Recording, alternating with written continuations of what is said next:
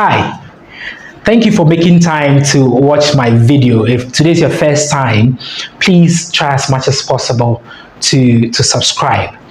And this whole YouTube thing is very new to me, so please, and a very big please, if you are watching me for the very first time, subscribe, comment, and ask questions if you have to, so that it will ginger me to also do some more videos. All right, today I want us to look at graphiato.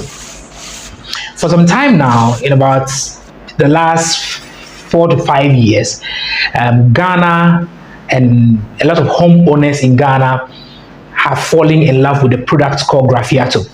And based on that, everywhere you go, every new building has graphiato applied on it. Everybody's talking about graphiato. And so I've had a lot of people asking me, what is graphiato? Where is it coming from? What does it do? Can it protect your wall from dampness? What is it made of? And a whole lot of questions. So I just want us to tackle that briefly today. The very first thing is, what is graphiato? Graphiato is a type of textured paint. We have the normal paint, which we use to paint our walls, and then we have texture paint.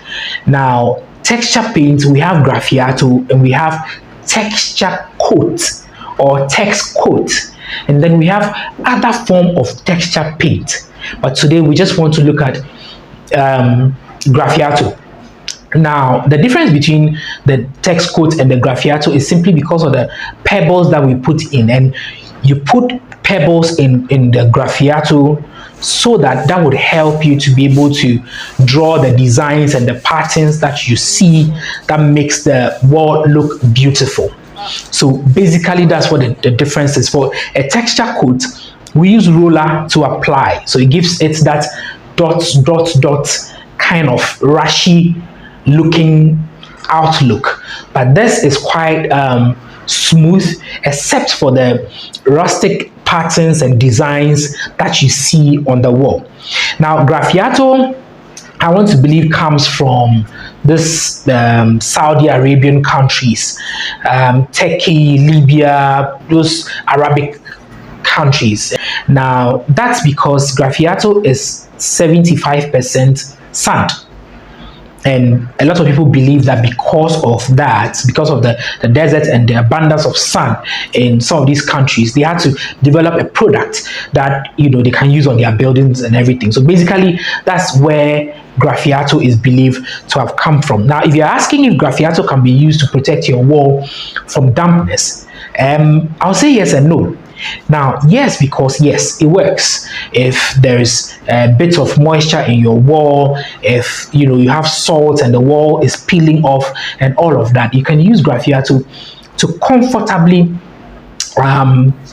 protect your walls from having these effects. But the other side of it is that it has to be at a certain level where the graphiato can work. Now, if it is in the extreme, say the building is sitting in water, or there's a lot of moisture in the walls, then there's a lot of treatment that needs to be done first to drain off the water that is in the walls, and then after you can go ahead to do your graphiato and you would have no problem at all. Now, we have locally made graphiato, and then we have the imported ones.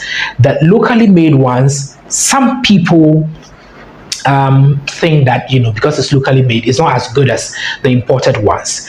But trust me, most, or should I say some of the very good graphiato that we have in the country currently is locally made ones, and it rivals the foreign ones boot for boot. That's because the certified manufacturers of graphiato are supposed to produce it at a certain standard, and that standard is the same standard that these foreign ones have. But then be careful, because we have a lot of other people out there who claim they know how to mix graphiato. So when you need some, they come, take your money, buy some materials here and there, make something and call it graffiato. So you need to be a little bit careful when you are buying graffiato. You need to get the right people who produce to be able to do it. Now, for graffiato, we have default colors, and then we have the other colors. Now, the difference is this: every company that produces graffiato, by the time they are done producing the graffiato, you have the a default color, and that's because of the chemicals that they individually put together to produce a graffiato. So you have some companies having their default colors to be, say, gray, others have their default colors to be white, others have it to be brown, etc. Now, that is because of the materials and the chemicals that they put together. By the time you are done, you have a specific color that the graffiato comes in. But then we have other people that will say, no, I don't want white, I want green, I don't want green, I want red, I don't want red, I want brown. Now, when that happens, they have to then mix the default color that they have to mix in other pigments or colorants to give you the color that you desire. Now, the issue here is most of the mixed colors tend to fade. I'm not saying all, most of them, because colorant is just a colorant. It's not like paint that has been, they've taken time and investing into the technology that maintains a particular color. It's just a colorant, and because it's a colorant, obviously you are going to have it fade in a short period of time. So mostly I like to advise that if you want to use graffiato, you might as well just go for the default colors, and then when you are done, you can paint over it. And yes, you can paint over graffiato. When you apply, it is dried and everything, you can then paint whatever color you so desire on it, and it wouldn't change the design, it wouldn't change the patterns, it wouldn't do anything. It's just the color that would change, and that even tends to make the graffiato look even more beautiful.